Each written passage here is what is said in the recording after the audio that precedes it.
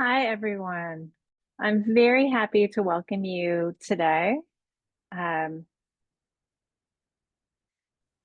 to our session. My name is Kerry Bystrom. I'm Professor of English and Human Rights and Director of Special Global Initiatives at Bard College Berlin, a liberal arts university. As you know, our session today will be on crackdowns on academic freedom, the transnational dimension, with Dr. Aysuda Kölemen, who you will meet shortly. The session is produced by Alt Liberal Arts. Alt Liberal Arts is a global education initiative concerned with the freedom to learn, civic engagement, and the advancement of the liberal arts.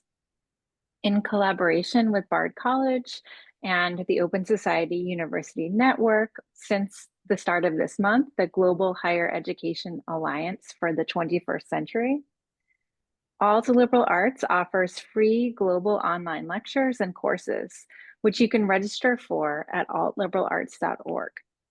These lectures would not be possible without the support from the Open Society Foundation.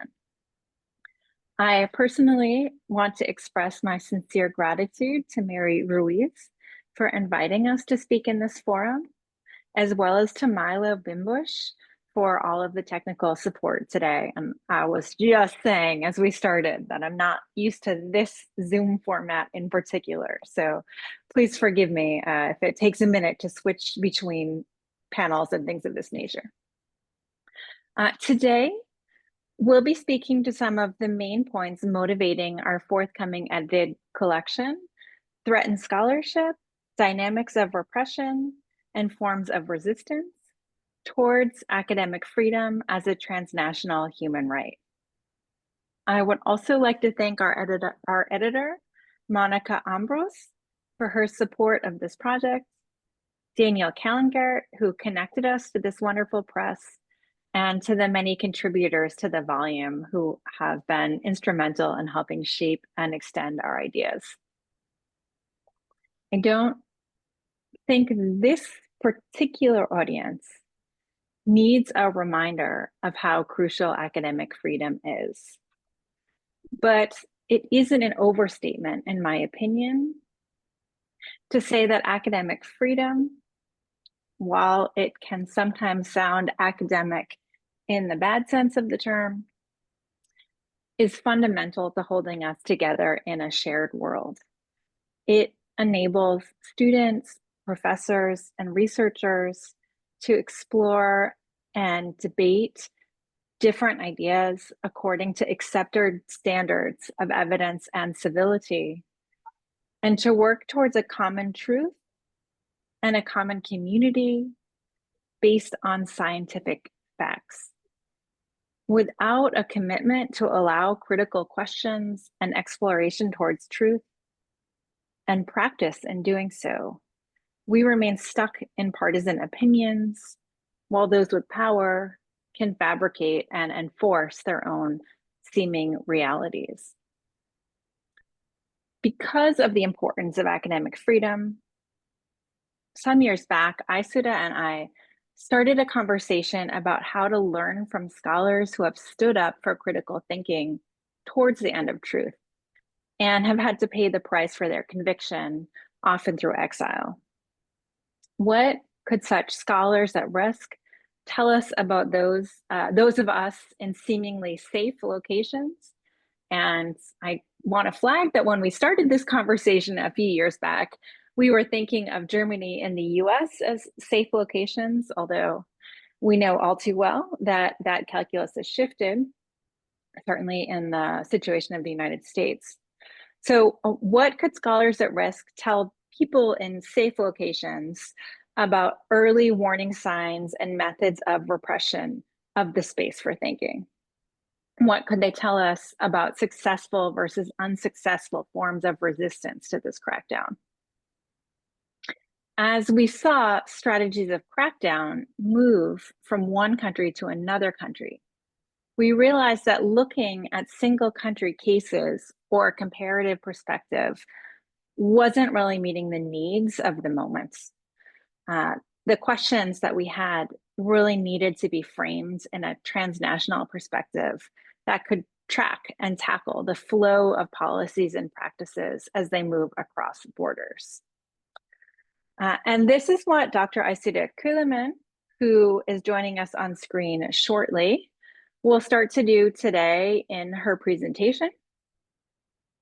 After her presentation, I will briefly respond with some questions, and then we look forward to discussing as many of your questions, those of you in the audience, as time allows.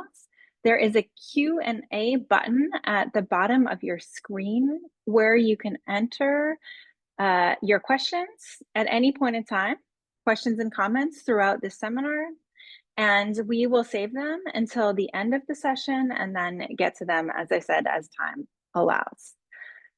Aysuda, I think you're on the screen now, yes? I think so, yeah. I can see myself. Yes. Hi. Excellent. Thank you for joining us. I feel very lucky to have you as my thought partner in this project, given your deep academic and personal experience in relevant areas. For everyone today on this call who doesn't already know Aysuda, she received her PhD in the area of US politics from the University of Georgia, Athens. After being forced to leave her native Turkey, she teaches politics and related topics at Bard College Berlin, a liberal arts university, and also serves as the Europe Deputy Director of the Threatened Scholar Integration Initiative, or TSI, which was organized through the Open Society University Network, now, as I've mentioned, the Global Higher Education Alliance for the 21st Century. Aysuda's publications include the edited collection Academic Freedom and Precarity in the Global North, which came out in 2023. She's a bit of a media personality in Turkey. And before we launch into the presentation, just to situate everybody, I wonder if you would be willing to say a few words about why you were forced to leave Turkey and how this experience has impacted your work as a professor, as a researcher, and also with the Threatened Scholar Integration Initiative. Thank you for the introduction, and the feeling is mutual. I feel very lucky to work with you too. Hello to everyone, and I'm sorry there's a giant fly that's flying around my hair, so that might distract me. But my situation is not unique at all. I'm one of the a little over 1,000 academics that signed a peace petition in Turkey at the end of 2015. At the time, Turkish government was bombing Kurdish cities to fight against Kurdish militants, but that was the stated goal. However, they were bombing civilian areas and there were and killing civilians. So the petition asked for the end of the massacre, and this language was found to be terrorist language. And they actually created a new interpretation, a new law to prosecute us.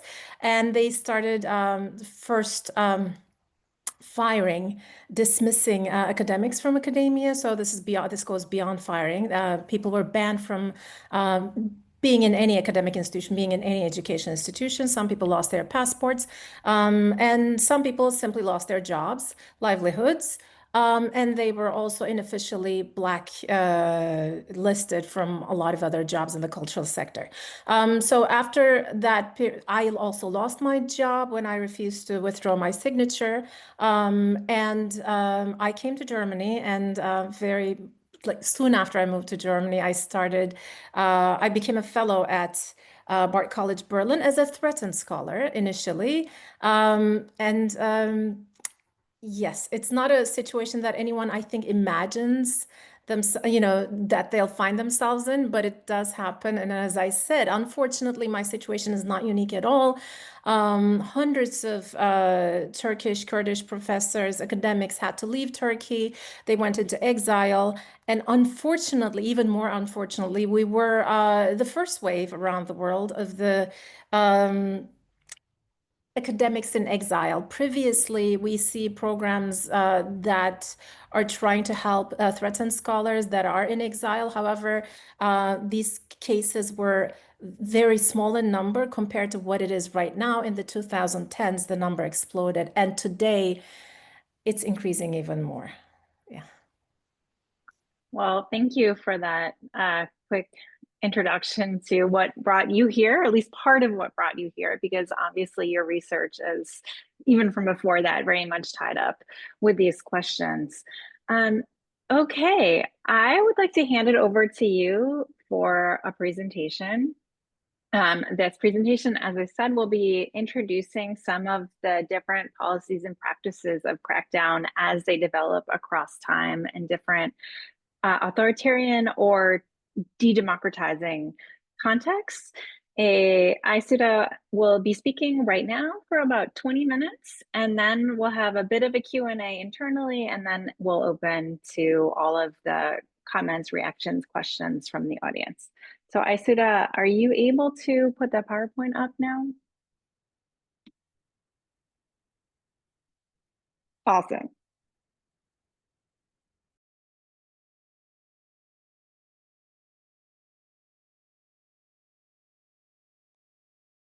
You're on mute. Of course. So I'm going to be talking on I'm talking about the transnational dimension, but basically I'm looking at several country cases, and we can expand this further and give a more detailed and richer perspective. But already countries like Turkey, Russia, Hungary, and finally the United States give us a pretty good idea of the commonalities and crackdowns on academic freedom in the last 15 years, let's say, but or maybe 2 decades. And it's been getting faster and faster, the pattern.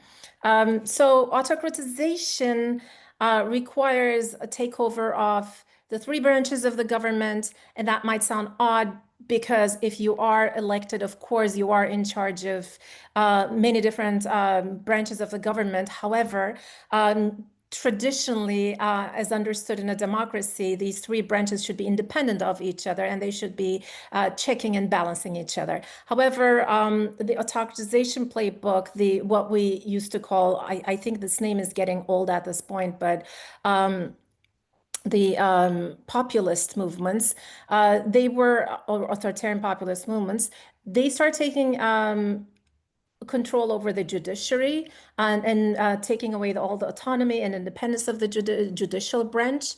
The bureaucracy, which went beyond the traditional control of the elected officials of the bureaucracy, but meddling in the long-term functioning of bureaucracy and actually disabling it, both civil and military bureaucracy, and taking away the autonomy of the bureaucracy. And after that, when they have control of judiciary bureaucracy, actually this is simultaneously happening. They have to have control of the media because only then they can justify this to the public and control the narrative. So very soon after governments that have the intention to autocratize come to power, they started negotiating and forcing their way into media and start taking control of whatever media they can, and the independent media or the dissident opposition media that they can't take control of, at this stage they start persecuting them. But the first stage is buying, negotiating, threatening, providing carrots and sticks. And the third group is academia. We can extend it. There are civil society groups that are targeted, but academia is the fourth biggest target of autocratizing regimes. And we'll get to why that is the case, because when you think of the 2 branches and what is called media is you often referred as the fourth unofficial branch of the government, academia is not like that. We don't think of academia as an extension of the political organization of any regime, but it is one of the first institutions that are targeted in cases of autocratization. So what we see is that over the last 2 decades, policies that were adopted in Russia, in Hungary, in Turkey started diffusing into other countries. Very different autocratic, autocratizing policies started diffusing. And policy diffusion could happen in anything. It could be about environmental regulation. In this case, unfortunately, it's about autocratic, how to autocratize the country. What does policy diffusion do in this case? It speeds up the process of autocratization. How? They don't have to reinvent the wheel. The country learns what strategies work, what strategies fail. They can skip certain steps. They learn what to do, and they can adopt these policies to the local context. Which means that when Russia passes a law that limits academia, we see not only neighboring countries like Belarus or similar, but countries all over the world, from Latin America to East Asia, passing similar laws in their countries. They are doing by learning in a very sped up way. And unfortunately, I come from Turkey, one of the countries that are a model of autocratization. So what happens when they start targeting academia? First of all, I think we need to be very clear on that, because usually the narrative is such that academia used to be free before these autocratic governments came to power, before they started limiting academic freedoms and getting rid of academic autonomy. That is not the case. Academia, academic freedom, academic autonomy, and the strength of academic institutions have been in decline for a long time in these countries. So when governments start targeting academic institutions, they find, and they're very aware of this, they find already weakened institutions, and they know where the weaknesses lie, or they poke and figure out where the weaknesses are. So where are the weaknesses? We see commonalities, common patterns in the weaknesses of academic institutions. So one of the things that are talked about very little is the precarious labor conditions, lack of unionization, lack of solidarity in academic institutions. So that is what we see is that faculty members are very divided, because some have tenure and they're in a very privileged position. Some have adjunct positions. They are on limited contracts. They are only funded by research fellowships. Again, fellowships that are funded for only a couple of years. Some of them even do not have that, and they're hired on a term by term basis just to teach, and they have no time for research or professional advancements. What we see is that these different groups of academics are not united. They don't see themselves as part of the same group, and these divisions weaken academia in general. Unionization is discouraged. It is seen as sometimes unnecessary when the times are good, and when unionization attempts start, they're usually halted by the institutions themselves, not necessarily the government. And when they do go forward, a lot of tenured faculty, a lot of faculty that have more power do not join these unions. So we have precarity. We see that precarity is dividing academia into many pieces.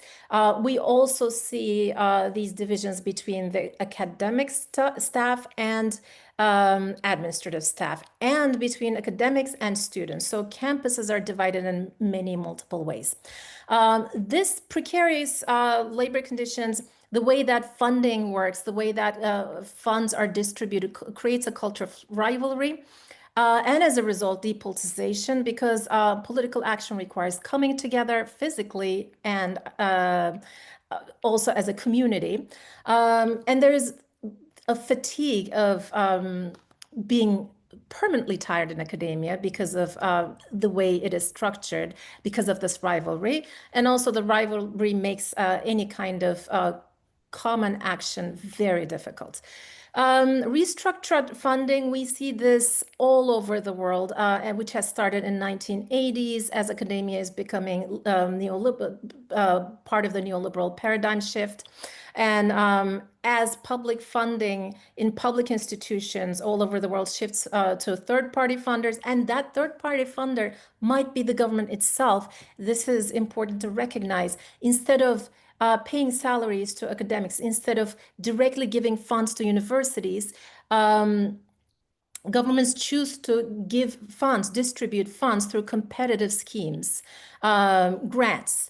which make these institutions permanently clamoring for the same funds with no guarantee that they will receive. And again, we see rivalries, almost enmities between not just individual academics, but also institutions, and which weakens their positions vis-a-vis the government because they cannot come together.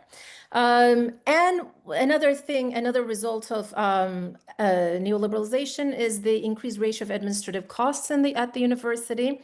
As the administrative costs, as the salaries of the administrative staff increase, and the expenditure on non-necessary services of the university increase, what we see is that the ratio of faculty salaries decrease. And adjunctification makes this very possible because we can hire a lot of people to teach at the university, work at the university, without paying them salaries, with very little hour-based contracts. So how does authoritarian takeover work in the context of academia at the university?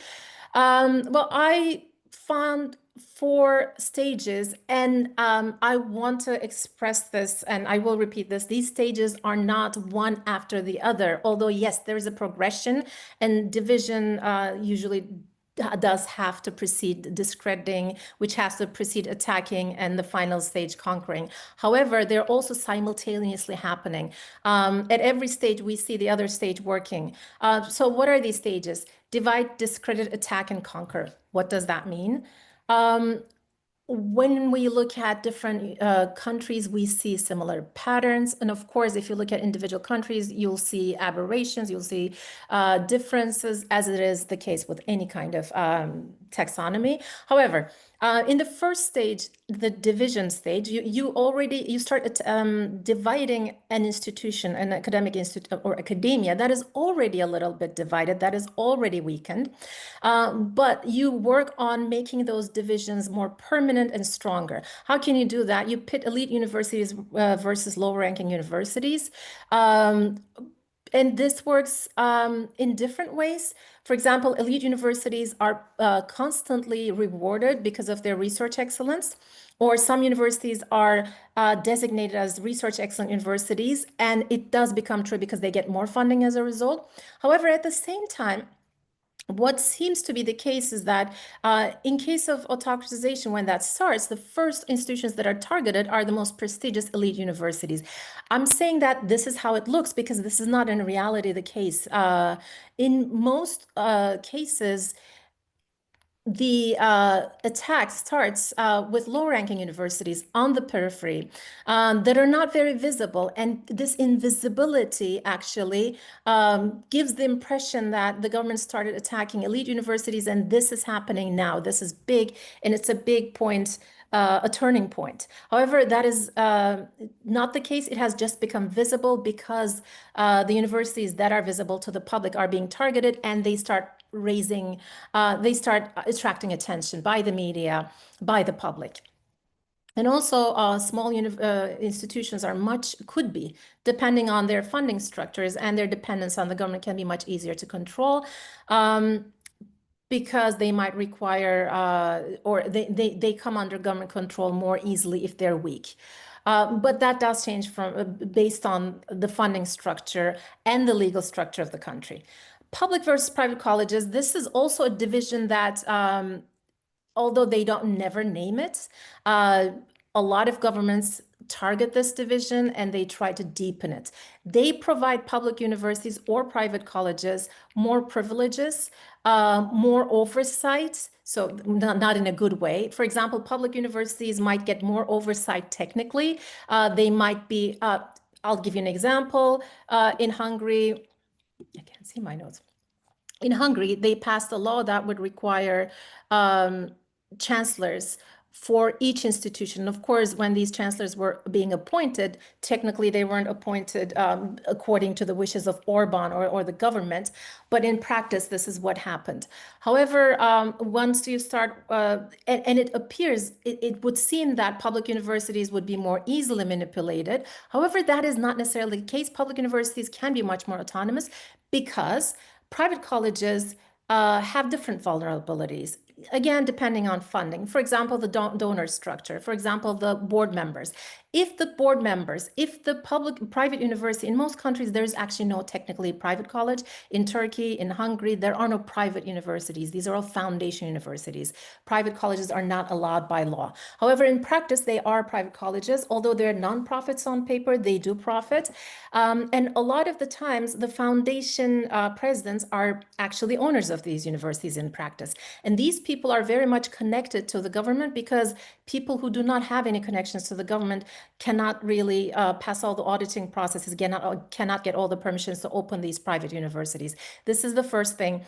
So from the get-go, they are dependent on the goodwill of the government, but especially if these auditing processes are very untransparent and they're very politicized. The second thing is a lot of these foundation owners slash owners or foundation presidents, they have economic interests outside education, outside university. They might own many different companies in different sectors, which means that they're constantly depending on the government for their businesses in other sectors. So they might owe the government's taxes. They might be trying to get a deal, which we are seeing right now in the United States. So you're understanding this, like they might trying to pass a deal. And at that moment, the government threatens to shut them down, to not give them what they want, in exchange for giving them what they want in another field. It could be tourism. It could be a trade company. They want more control over their colleges. So public universities could be much more autonomous. However, public universities are usually not that autonomous either, because the government usually has a lot of say in the governing structures of public universities. So that makes them vulnerable in that regard. And the second thing is public universities are funded solely through the government. And because of that, defunding, cutting funds can be very straightforward for the government. Private colleges can fire and hire at will. Public universities, and this depends on the country again, but they usually, when they hire an academic, they also gain the status of a public servant, which gives them certain privileges. So it might actually be much more difficult to fire a public university professor as opposed to a private college professor. So these things change. However, playing on these differences and creating resentments between public university academics and private college academics works to break all kinds of solidarities. Institutional incentives, as I've explained, encourage capitulation to threats. And then they divide disciplines. And we've seen this play over and over. And right now, I think in the United States, we see one of the most extreme cases of that, legitimate versus non-legitimate disciplines. STEM disciplines have been seen as legitimate. We see the exact same discourse in Hungary. Interestingly, not so much in Turkey, for example, but STEM versus humanities. STEM is useful. It is male-dominated. It is usually dominated by the ethnic majorities. It is demanded by the labor market, which means people who graduate out of STEM majors are considered to be more marketable, more employable. Data is very actually conflicted on that. That is not necessarily true. And they're believed to have higher incomes. But most importantly, they are believed to be apolitical. They represent the truth, facts, real research, laboratory research that cannot be manipulated, as opposed to humanities, which is, well, as the kids say, all about vibes. It's all political. It's all about ideology. So this is the accusation that is geared to, that is when they target humanities and arts, this is the language that they're using, that humanities research is not real research, and the research and the publications and the teaching is completely ideological. It is not based in any kind of rigorous academic activity. Now, this continues into professional versus theoretical disciplines, professional disciplines being like engineering, or management versus theoretical, like philosophy, regardless of their academic rigor, philosophy or arts, these departments are made fun of because what do you do with that degree? Because the market logic dictates that if your degree doesn't immediately give you a profession or make you employable, then it's useless, because the purpose of the university has been completely subverted in these last few decades, whereas university used to be completely devoid of professional activity. It was actually the opposite of that. It has now become a place which educates the youth for the labor market. And this division also pits disciplines and schools against each other. Male versus female dominated. This is not very openly stated in all cases, but it is there always. Humanities are more and more female dominated. Arts are more female dominated in Western countries. And most importantly, it's not just academics, but the students of universities and these departments are mostly female, women. And that creates, and this is used against these departments. There's a lot of dog whistles, a lot of insinuation that these departments are useless because women who do not really intend to work or who are not going to be productive workers get useless degrees, which used to be called MRS degrees, Mrs. degrees in the past, but it is a new version of that. And they're just going to become baristas. So this gender dimension is hidden. But if you look at right-wing discourses, you see this repeated over and over, and it is pitted not just within academia, but also academia versus people who do real jobs, which I'll get back to later. National versus international academia, this is very complicated because even at its worst, international collaboration of certain kinds are very much encouraged. Like, you're always encouraged to apply for funding that the EU gives, for example. However, you are very much discouraged from applying for certain kinds of funding. And if you do get that funding, and that funding depends on the country at that moment, whoever is villainized, whichever organizations are seen or targeted as the villains.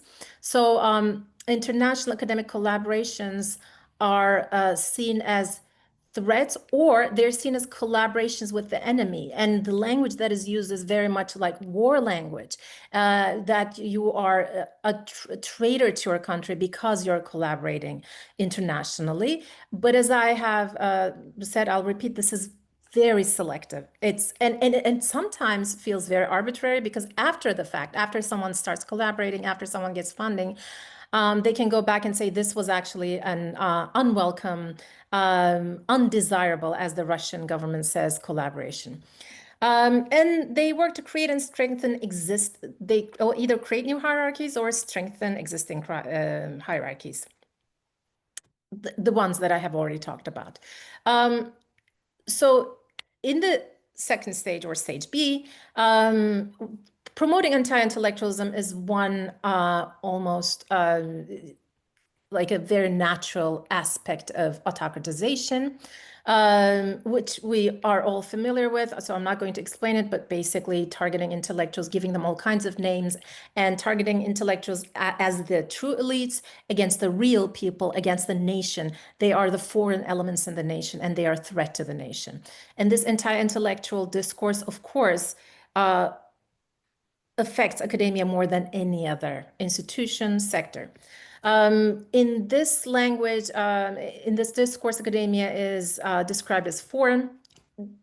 Obviously, academia is one of the most internationally connected, historically, always, enterprises in the world by its very nature, and it should be, and that is used against academics. It's elitist by its very nature. Higher education is not very open to people coming from poorer backgrounds, more disadvantaged backgrounds, and this is used against academia. This is a very, very, I find, real critique, helpful critique, in fact. However, in this discourse, it is taken out of context, and it's just the evil elitist academics look down upon the real people who really understand what's going on. But these elitists don't really understand what is going on. They're just reading their books and creating theories that have no connection to reality. But it doesn't stop there. They corrupt the youth. They corrupt the people with these weird theories, with these postmodern theories, and the aesthetics that they produce. So this doesn't just stop at the theories or the concepts that they're producing, but also the aesthetics and art departments that they're producing. It's a wide thing. Um, and this critique we see starts immediately after. I mean, this is happening in the fascist period before the war, of course, but immediately afterwards, in the United States and Europe, we see this kind of critique coming from mostly conservative thinkers saying that academia, themselves being academics, they say that academia corrupts the youth because it makes them think critically. And when people think critically, they don't want to be mindless workers in the market. Schumpeter talks about that. They become unhappy workers. They become unhappy with the system. They start questioning the system. So you create an increasingly large portion of society becomes more and more critical of the system that they live in. This is not tenable. This is not a system that you want. So this is one enduring critique against academia, that we promote critical thinking, and that makes people unhappy. So, and that another thing about this is that academics are useless. However, they create the language that workers, working class people, minorities realize are helpful to them. That describes their reality. So they take the language that academics create and use it. So academics themselves might be useless, but they are still a big threat because they create the language that dangerous groups take and utilize. They are politically biased academics. So this is, again, mostly not a critique against the STEM, but mostly against humanities, arts, social sciences. And it is true that in most countries, academics tend to be more liberal than the median citizen, the average citizen, or they tend to be more leftist. And we have seen, we see purges throughout history where these liberal leftist academics are kicked out of academia, but only in a couple of decades, academia becomes, again, more leftist than liberal. This is almost cyclical, even when they're purged out.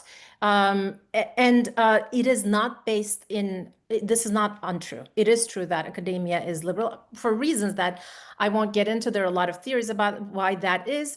But the claim here is not just that they are liberal or leftist, which is true, that everyone's aware of that. It's that this is by design. This is a top-down thing. This is a result of discrimination by academics. They don't want the rightists. They don't want the conservatives in academia, and they're keeping them out. They're gatekeeping academia. So this is the claim that is very questionable.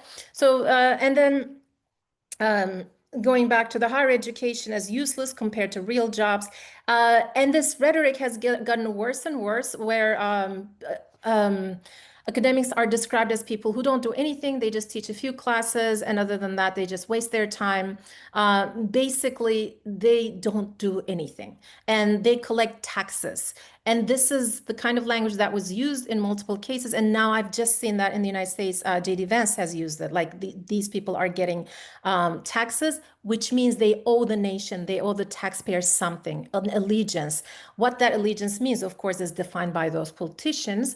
But the impression that academics, which I know a lot of you are academics, and you're like, what do you mean academics are lazy and they don't work much? And because we're always overworked.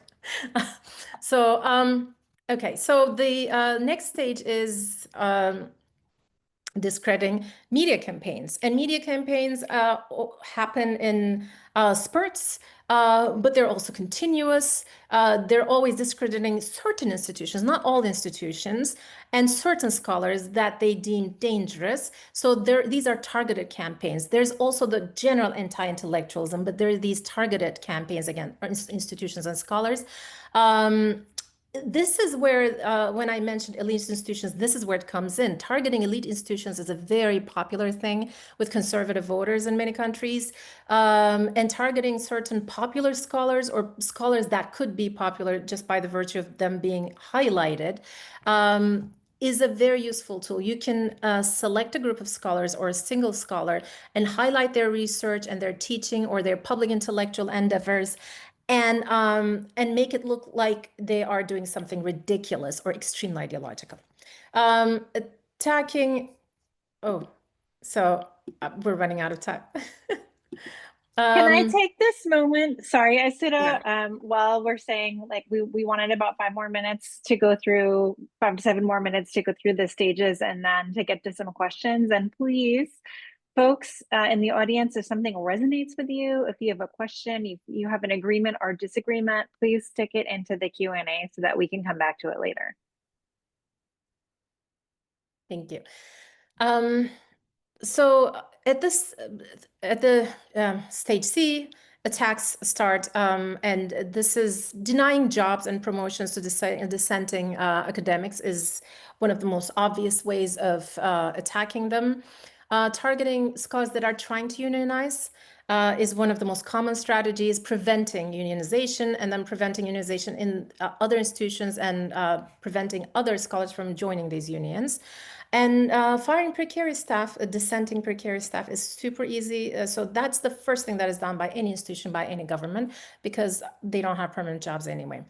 Now, the first stage of it starts with tolerating doxing, which we see all over Europe, all over the world. What is doxing? Basically, you take a scholar's name, address, all their personal information, maybe family information, and you start posting it online to your followers. And then those people start targeting them. They might go to their house, they might attack them physically, or they might start sending emails, harass them on social media. This kind of campaign, especially until recently, has targeted mostly climate scientists and gender studies people. But increasingly, I think we're seeing more in every field. The first stage is toleration, where the government doesn't do much. Almost no government actually does much against this.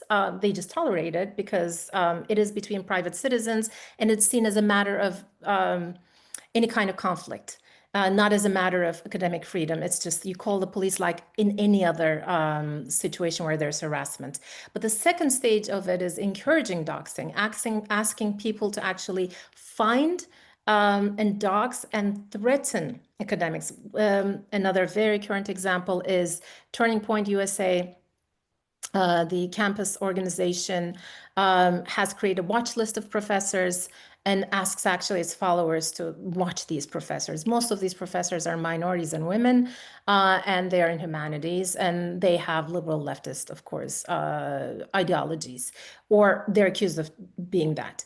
Then restricting travel of dissenting scholars.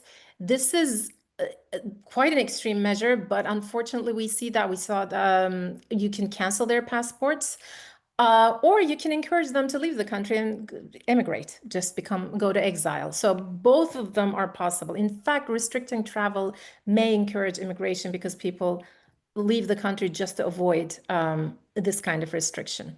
Encourage informant networks within institutions. One way to do this is just ask administrative personnel, the leadership of the university, to turn in lists, which we see everywhere. And we find that generally university administrations don't resist that all that much.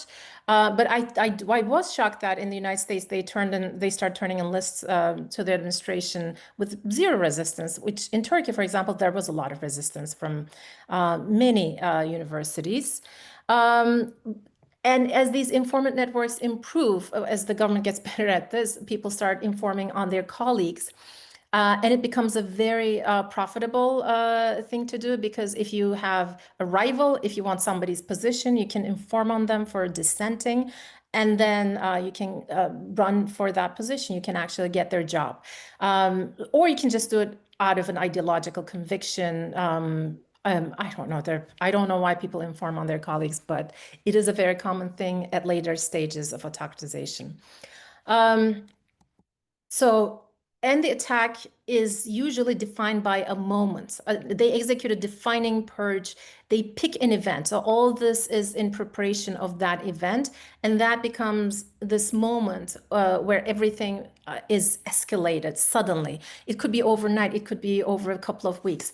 For instance, in Russia, the turning point was the starting of Russian invasion of Ukraine in 2014. We see everything escalating in preparation for that. But after that, this is really where they start cracking down on academia because people were dissenting against Russia going into Ukraine. This was a good cause, or this was a good excuse to start finding. And basically, it is a good way to figure out who the problem people are, who will be the dissidents on other issues too. In Turkey, this was the defining event was the 2016 coup attempt. And after that, they started targeting not only people that are affiliated with the group that attempted the coup, but leftist academics who had nothing to do with that group. So it's just an excuse. In the United States, we see that October 7 became a turning point for that, where the crackdown on academic freedom became more prominent, more visible. So this creates a chilling effect. You don't have to target all institutions. You don't have to target every academic. You just pick you make an example of that, and the chilling effect becomes extremely visible, not just across academia, but across other cultural sectors in arts, in media. So mobile academics start immigrating at this point. They go to exile. Students are targeted. Campuses are routinely policed by the police, or even sometimes the military. Students are expelled from university for their political action protests that might be on campus, but it might also be outside the campus. They're arrested or they're publicly doxxed and targeted in the media. International partnerships are further discouraged, exchange programs and foreign funding is limited, partially banned, or, and the final stage is conquering. So when you're conquering, you start creating new institutions where we see, for example, in Hungary, they start creating alternative institutions where you don't invite critical historians, but you have only, and you fund them generously, you have historians who don't challenge the official history, but promote it. You start creating new universities, new higher education institutions. You create new schools and departments within universities, or you create new chairs and positions. And in these places, you hire loyal academics. Very important thing to remember here is that the loyal academics that they hire have to be not very good at their jobs. Because if they're good at their jobs, over time, they might also start dissenting. Their jobs, they have to be completely loyal to the regime. And that is only possible when they're aware that the only reason that they have those jobs is because of their loyalty to the regime. So not having much merit becomes an advantage in this system. And the more merit you have, the less employable you are, even if you're loyal to the regime, because you are a liability potentially. Replace purged academics with these loyal people, and self-censorship becomes normalized. We see that as we go from autocratization to totalitarianism, self-censorship will not be considered enough. You will have to enthusiastically speak. As they say, fascism compels speech. But at this stage, generally, self-censorship is enough. Everybody's quiet. And self-censorship starts earlier when people start not choosing certain areas of research, not applying for not writing certain projects because they know that they're not going to get funded. They're not going to be employed if they do research in certain areas. Over time, this becomes being silent about every kind of topic, starting from institutional matters to national politics to academic issues. Then these regime loyal academics, some of them are promoted, the ones that are more, I guess, that could be on media platforms that have that kind of talent. They're promoted regularly on media platforms, while others are completely deplatformed. And fired, dismissed academics are harassed, excluded from public life. They're prevented from getting jobs at all. They might be permanently employed. And they are excluded from publications. We have seen cases, for example, where an edited volume where the second edition is coming out, these people are taken out of the volume. So this is basically the playbook of the autocratization academia. And again, I will repeat that there are major differences from country to country. So if you take and apply this to a single country, there will always be big variations. However, this is the general picture. You take a system that is already weakened over decades, you divide, you discredit, you attack, and you conquer. And I use the word conquer because the metaphors that these governments use are very much in line. They do use the word conquering, and they always refer to hegemony. The word hegemony is very much used, and this is what they're clamoring for. And we'll talk about resilience, I guess. I'll just say, yeah. Resilience requires solidarity, transparency, legal safeguards, and I'll end it there. Thank you. Thank you, Aysuda. I have to just say from my side, it's really terrifying to hear you go through those 4 stages in detail, I think, because so much of what you're saying resonates with things that I've seen and the different circumstances that I've been in.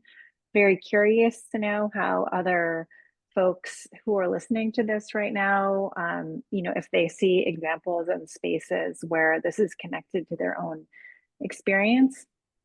But I think, at a moment in which, we're very much feeling the effects of at least some of these 4 stages. If I think of New College, Florida, certainly perhaps all of the stages that we've talked about.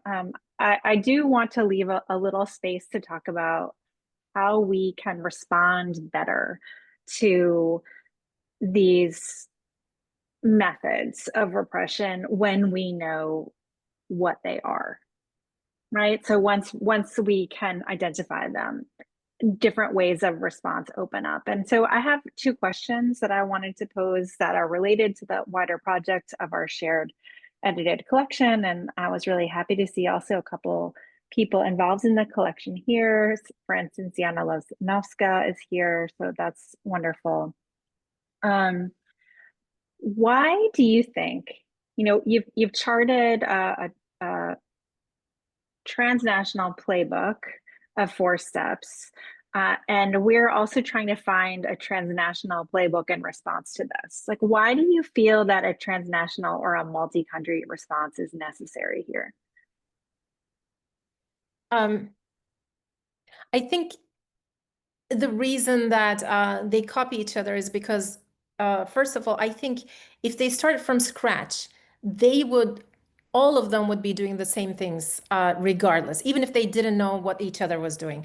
However, they do see each other, which means that they're being trained and they can put everything into effect much, much more easily. It's already the playbook is perfected. They don't have to go through the trials and errors of the previous regime. So it's much faster, which means we don't have time to resist. We don't have time to realize what's going on and respond to the threat. The response time is decreasing with each regime. For example, the Trump administration came to power in January. This is the 9th month. They've gone through so many of these stages, as you can see.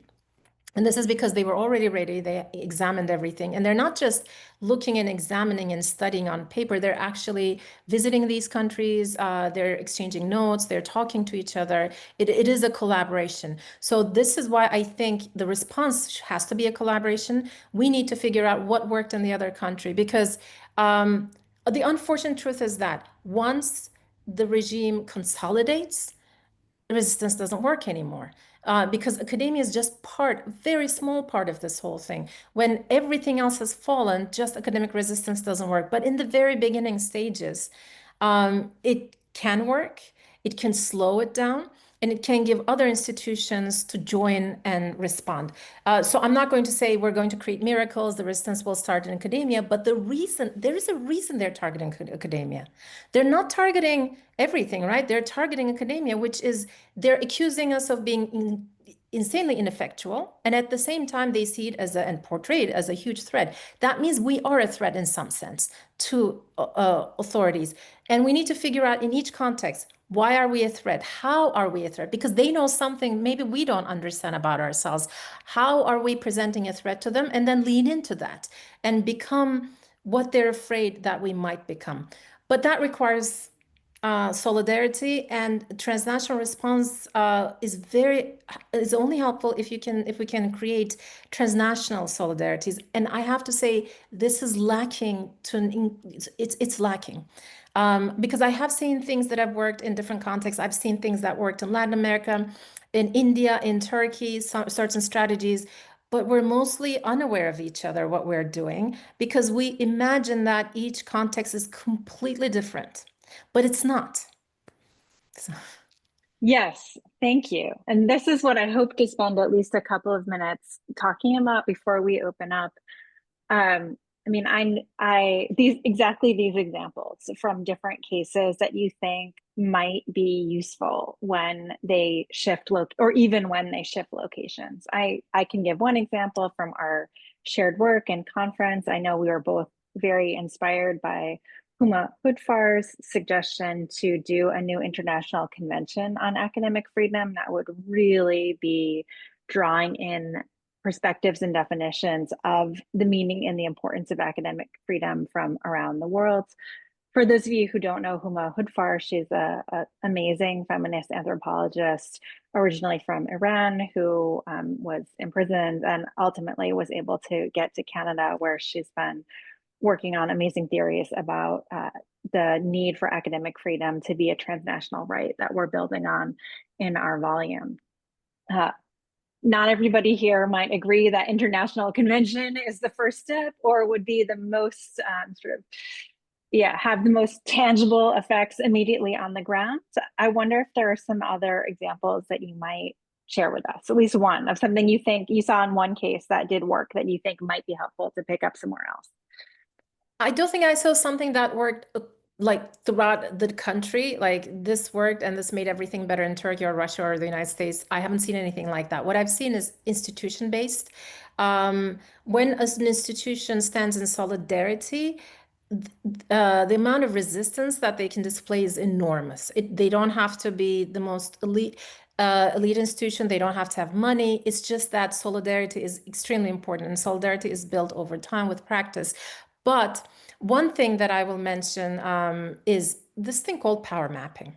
And basically, you try to map the power structures in your institution and also in your country. You can do that on any level. And you understand how power works, because sometimes people target immediately the president of the school, but it's not where the actual power lies. The power might be distributed, among the deans. The power might be above the president, or there might be different power structures funding through the funders that we might not be aware of. So making all the power structures in every institution and in the country as transparent as possible, and then sharing this information with all the people that are invested in resistance, and making time and space for the space, like physical space and time. And this is the most I find that the biggest impediment to resistance, I've been through this, is not the government's threats, because there are a lot of very courageous people. It's that academics are super tired. They're literally like, at the end of the day, they cannot go to meetings, they cannot organize, they cannot do things because they're so swamped, they're so tired, they're so fatigued that a lot of organizing cannot happen. And we have to find ways of community building. And I know that sounds very much like, I don't know, it sounds weird to say this, but we need to find ways of supporting each other so that, yes, individually we might be fatigued, but we should be able to come together, figure out where the power lies, map it, explain it, and then target those power centers, but not just target them, but take them over.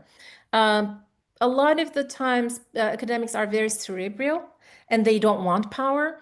And they shy away actually from power positions, both in the institutions and in the country. And I think we should give that up, and we should start going for power positions.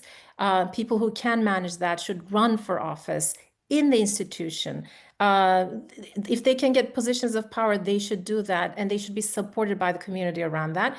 So solidarity building, figuring out where the power lies and targeting that, or taking over that power, and solidarity building across intramural, across institutions, and internationally, across nations. And that means we really, really, really need to support each other because we're all super tired. I can't over state how important being tired is. Yeah, which you all know. So yeah. So I don't know. I know that this doesn't sound great, but my experience is that if you cannot bring people together physically, nothing happens.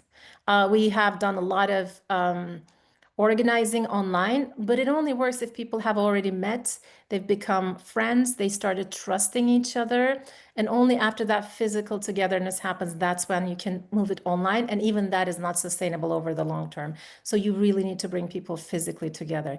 This dimension should never be, we cannot, like ignore it. So basic, start with the very basic organizing, I would say. I don't know if other people agree, but Thank you. No, I take this also as an invitation to invite people here who are in the audience to type in suggestions or cases that they've seen that have been inspiring for them, that might help to build solidarity. We do have a couple of responses now in the Q&A. I think one of them from Asla Batanteva. Welcome, Asla. I know you're also an expert in this area, noting that 85% of 2,000 survey participants who were reviewed by the Free University of Berlin researchers at the Free University of Berlin did report, this is as Ashley notes, an increased sense of threat against academic freedom since October 7th. And I guess this is to your point about the turning points that we have seen, that oftentimes a push to narrow space for discussion happens around specific events. And, it's a shame because I personally think that sometimes these events can be moments of coming together where we can say, actually, people do have different views, and we need to enable them to be heard and have a rational yet empathetic and science-based discourse about situations. But often, from whatever political party, there's a temptation to use that not as a moment of coming together, but also of creating polarization and shutting down speech. Yana Lozaneska is asking a question about, this is more about the methods, about the crackdown based on emergency legislation. So states of emergency or different forms of designating emergency as a method for, cracking down. And she is wondering if you know of any comparative study on that topic, or if you wish to say more about this, how do you see this tactic of declaring an emergency fitting into all of this? I mean, these turning points are usually pretexts. So all the preparation is made in advance. This is what it looks like. Of course, we can't see what's happening, but all the preparation is made in advance. They're waiting for the moment. And then when they find this pretext, it could be anything. So if it wasn't the Ukraine invasion in Russia, it was going to be something else within that year or two. In Turkey, if it wasn't the coup attempt, they were going to find an excuse because they needed that, because to keep the regime going, they have to crack down and they need a pretext. Same for the United States.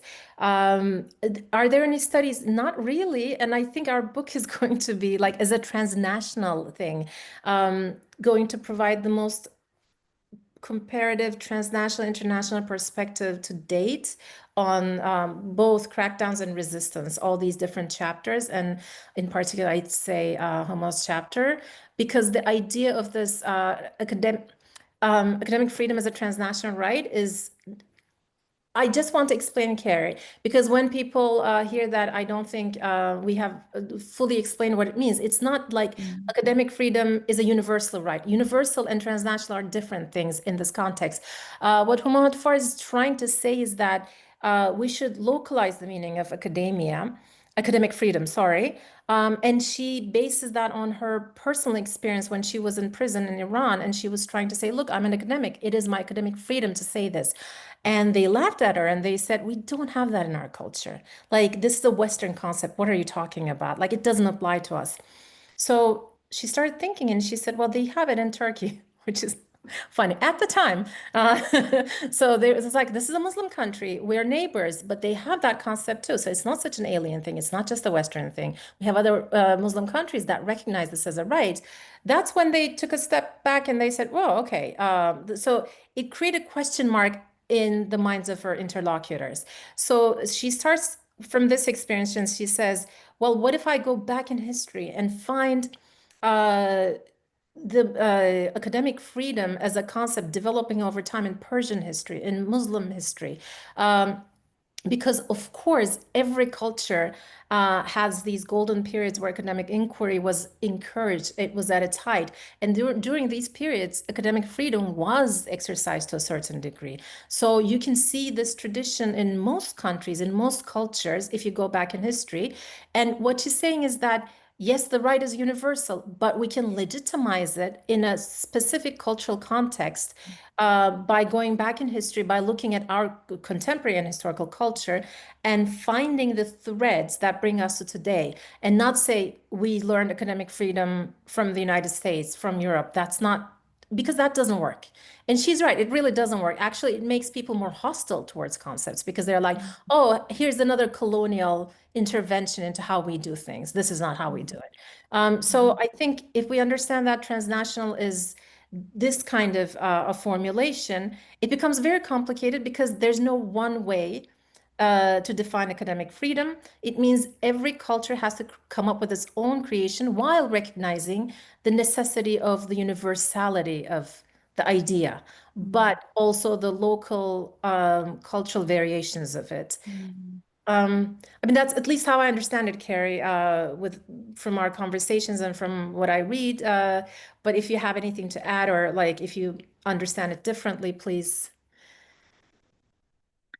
Yeah, I mean, I would say that we have two different aspects of transnational that we're working with in our joint research and with our contributors. And one of them is transnational as moving across borders. So, as you clearly pointed out, certain policies, or to get Deanna's point, this kind of tactic of using emergency legislation, for instance, we really see things moving very clearly from one country to another as they are used as methods of crackdown. But at the same time, transnational, in our interpretation and drawing on Humo Hoodfar's work, is also a bottom-up approach. So it's saying not, we can't fight this charge that this is elitist by just trying to stick to a kind of elite realm and think that that's fine, right? We really need to be working from a grassroots level for people to come to understand how ideas about academic freedom, scientific research, open debate, like a chance to really engage together to create new ideas, to question the truth, and to try to, move together forward, that can be rooted in a lot of different prior practices, but those need to be recognized. They need to be brought out. And that can be one way of coming together around a wider agreement on why academic freedom matters. Yes, please. If I might add, I think we also need to keep in mind, you cannot, the best material about academic freedom does not come from countries that have academic freedom or that don't have academic freedom. The good material comes from countries that used to be academically somewhat free or free. I mean, there's no like perfect freedom, right? But some degree of freedom. And then you see a crackdown, and then academic freedom declines and they suffer a lot. That transition creates the resistance, it creates all the discourse, all the debates on what academic freedom is. And this is like, you see this in Turkey, you see this in India. You don't necessarily see this in a country that has always been somewhat autocratic or autocratic. So Russia has seen a liberalization of academia, and then what you see, in the 2000s is a crackdown. And that's why we see the literature, we see the resistance, because people are doing something, and one day they start realizing that they can't do what they used to do last year or 5 years ago. That's when they start getting annoyed. But if this country was always repressive, the dissidents never make it into academia in the first place, and they're socialized into that. So there isn't that much resistance in the first place.